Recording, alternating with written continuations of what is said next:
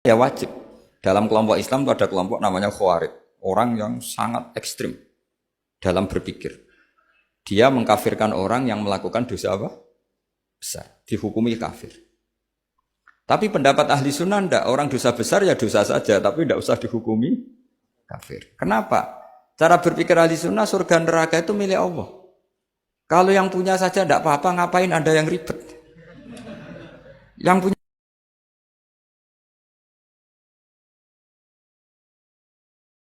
syafaat. Itu khitabun Nabi dan yang dimaksud memang Nabi. Sehingga umatnya tidak wajib tahajud tapi Nabi wajib. Terus ketiga, khitabun Nabi sekaligus khitabun ummati. Itu yang dimaksud di hadis Arba'in Nawawiyah. Wa inna wa ta'ala amaral mursalin bima amaral bil mu'minin, atau dibalik amaral mu'minin bima amaral bil mursalin. Dibolak-balik sama. Yaitu para nabi ya dikhitabi memakan sesuatu yang thayyibat. Para orang mukmin juga kena khitab memakan sesuatu yang apa? Thayyibat. Ini sama. Jadi ya ini ada tiga berarti ya. Khitabun nabi, tapi yang dimaksud umatnya. Khitabun nabi yang dimaksud adalah nabi saja. Terus ketiga, khitabun nabi yang dimaksud plus umatnya. Nah, kajian seperti ini penting. Karena kesalahan Khawarij itu satu kelompok ekstrim yang tidak mengikuti Sayyidina Ali, juga gak ngikuti Sayyidina Muawiyah. Tidak ngikuti Ali, juga gak ngikuti Muawiyah. Disebut Khawarij. Khawarij itu jamaknya Kharijah. Dia keluar dari pikiran ala Sayyidina Ali, juga keluar pikiran dari Muawiyah. Di sini disebut dia khurud. Khurud dari kata Khawarij. Serba keluar, dia tidak ngikuti sana, tidak ngikuti sini. Akhirnya disebut Khawarij. Nah, Khawarij itu orang yang berpikir sesuai kritik yang dilakukan Quran. Tapi mereka lupa bahwa yang punya otoritas kritik itu Allah. Karena yang kalau boleh sama-sama terganggu, kerajaannya itu hanya Allah. Gini saya beri contoh ya. Yang punya hak ketika sepeda motor saya kamu pakai, yang punya hak menentukan itu gasap apa pinjam itu saya apa orang lain? Saya. Ketika yang pakai gak pamit itu teman akrab saya atau anak saya atau orang yang saya ridhoi, itu namanya gasap apa pinjam gak pamit? Ya udah, ini harus jelas. Tadi pagi saya ngaji direktorat, saya bilang di fikih itu ada istilah ulima ridhohu. Sesuatu tidak pamit formal tapi sudah diketahui ridhonya. Makanya di fikih ada bab namanya mu'atoh. Tadi pagi saya terangkan ya. Di perdebatan fikih itu ada bab namanya apa? Mu'atoh. Mu'atoh dari kata ato yu'ati mu'atotan, saling transaksi yang non verbal tapi maklum. Ya seperti kalau kamu marung itu contohnya. Kalau kamu marung di kantin terus makan gedang goreng, itu nyuri apa beli? Coba jawab saja. Kalau dikatakan beli kamu belum bayar. Kalau dikatakan nyuri terang-terangan. Coba kalau mbak-mbak milih mana? Itu nyuri apa beli? Kalau beli belum bayar. Kalau nyuri kok terang-terangan ya. Enggak nyuri apa beli?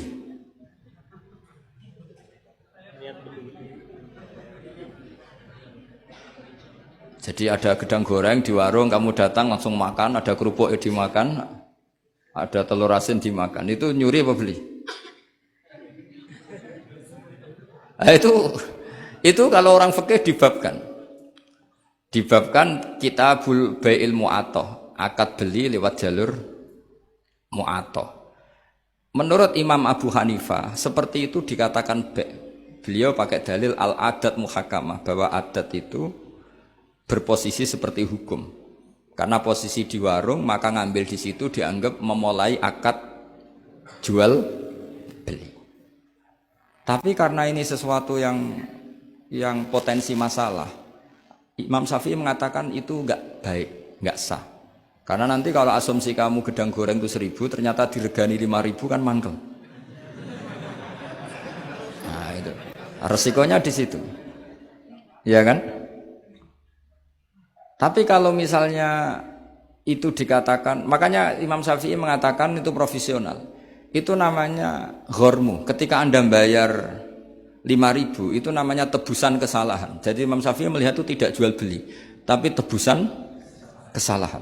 Sehingga kalau saya jadi hakim, misalnya pembeli bilang, asumsi saya 1.000 Gus. Terus kata baek, kata penjual, enggak Gus itu tak jual 5.000. Saya harus memenangkan baek. Memenangkan siapa? Penjual. Karena penjual adalah pemilik gedang goreng itu. Dan posisi yang makan adalah perusak barang orang lain. Gitu. Sehingga dimenangkan penjual. Ya, dimenangkan penjual.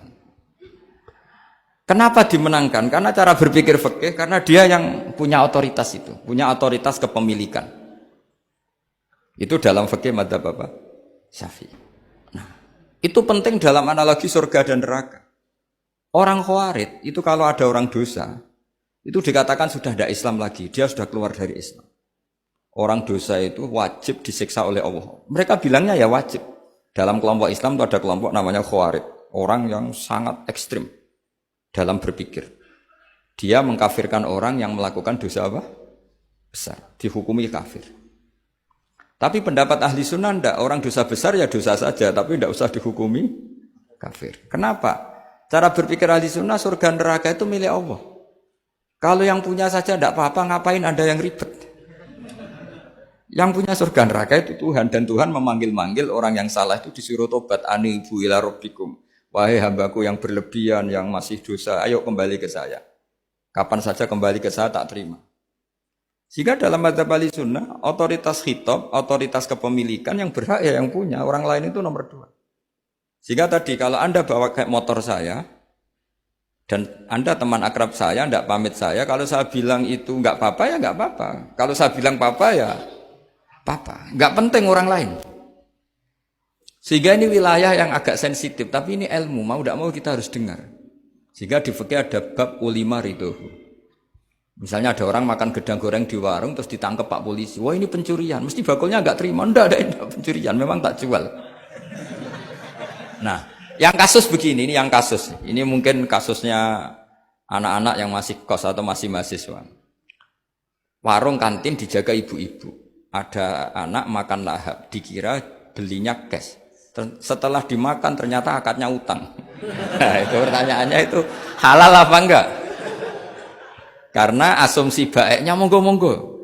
Karena apa sudah mengkhayal nanti ada sekian uang cash didapatkan. Ternyata nyatet atau hutang. Nah, kalau ngomong di depan, Bu sama mau makan di sini hutang, kira-kira enggak boleh. Wah, itu ada sekian PR, Makanya saya sering muji orang-orang yang enggak alim. Enak-enaknya orang tuh orang enggak alim karena enggak kesulitan seperti ini. Kita sebagai peneliti fikih itu sering kesulitan. Nah, sama Anda misalnya naik Grab atau naik taksi atau apa. Ketika Anda naik itu posisinya enggak sap apa pinjem. Dikatakan akad sewa belum bayar. Dikatakan pinjem nanti harus bayar. Jadi ada sekian masail fikih yang jadi perdebatan. Nah, apapun itu nanti kata finalnya itu dia yang punya, yaitu supir taksinya atau baeknya, penjaga warung tadi. Nah, sehingga hukum itu bagi orang lain sudah tidak sah kecuali bagi yang punya. Nah di sini ini kelihatan benarnya madzhab ahli sunnah wal jamaah. Ahli sunnah mengatakan apapun salahnya seseorang setelah dia beragama Islam itu wilayahnya Allah. Kita tidak bisa berbuat apa-apa. Makanya ada ayat laisalaka minal amri syai'un aw yatuba alaihim aw yu'adzibahum. Muhammad, meskipun kamu kekasih saya, kamu tidak punya otoritas menentukan si A dimaafkan, si A disiksa. Otoritas itu hanya bagi saya, kata Allah. Sehingga banyak orang yang Nabi kurang srek karena membunuh pamannya Hamzah malah dikasih tobat sama Allah, namanya Wahsy. Wahsy itu orang yang Nabi gak suka karena pernah membunuh Sayyid Hamzah di perang Uhud. Tapi sama Allah marah dikasih tobat. Sa'labah yang sering ibadah di masjid, sering iktikaf, saking seringnya ibadah itu sampai digelari hamamatul masjid, merpatinya masjid. Tapi na'udzubillah beliau malah berakhir dengan su'ul khatimah. Kita tidak pernah tahu. Kenapa begitu? Karena begini.